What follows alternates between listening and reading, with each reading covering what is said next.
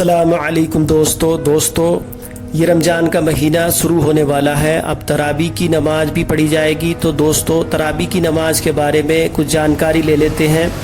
दोस्तों तरावी की नमाज सुन्नत मुअक्कदा है। देखिए दोस्तों, सुन्नत मुअक्कदा उस नमाज को कहते हैं जिसे पढ़ना ज़रूरी होता है।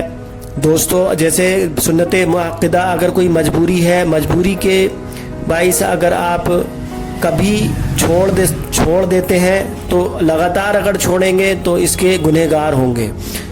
दोस्तों सुन्नत मुअक्कदा अगर मजबूरी में छोड़ी जा सकती है, लेकिन अगर आप कसदन उसकी आदत बना लें तो वो जो बंदा इसकी आदत बना ले तो वो गुनहगार होगा।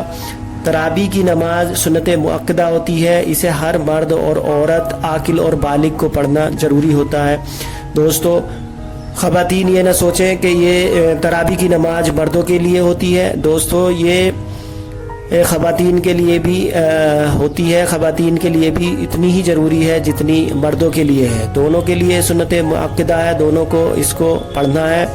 इसको पढ़ने का जो टाइम होता है ईशा की जो फ़र्ज नमाज होती है उसके बाद में इसे पढ़ सकते हैं, और सुबह सादिक से पहले।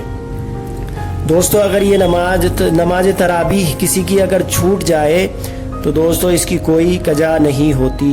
इस तरावी की नमाज में एक कुरान ख़त्म करना ये भी सुन्नत मुअक्कदा अल किफ़ाया है। दोस्तों तरावी की नमाज 20 रकात होती है। 4 रकात के बाद तरावी की दुआ पढ़ी जाती है। 4 रकात नमाज पढ़ने के बाद आप बैठ जाएं और तरावी की दुआ पढ़ें। दोस्तों कुछ लोगों में ये भी होता है कि हमें तरावी की दुआ याद नहीं, तो हम जो है क्या पढ़ेंगे।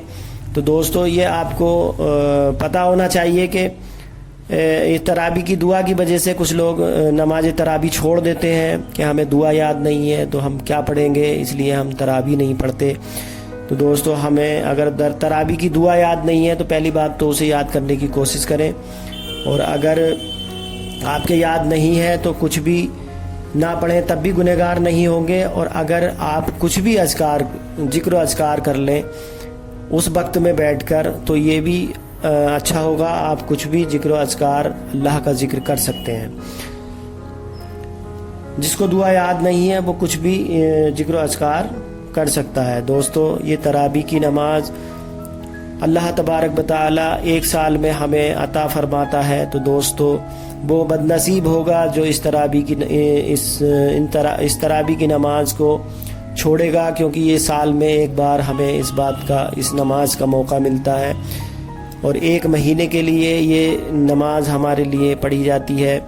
हम पढ़ते हैं और एक महीने के बाद फिर इस नमाज का एहतमाम नहीं होगा। तो दोस्तों सभी से यही पुरजोर अपील है कि सभी जो है तरावी की नमाज का एहतमाम करें, तरावी की नमाज पढ़ें और ज़्यादा से ज़्यादा कलाम पाक का विर्द करें, ज़्यादा से ज़्यादा कलाम पाक पढ़ें और तरावी में भी कलाम पाक पढ़ने की सआदत हासिल करें। अस्सलामु अलैकुम व रहमतुल्लाहि व बरकातुहू।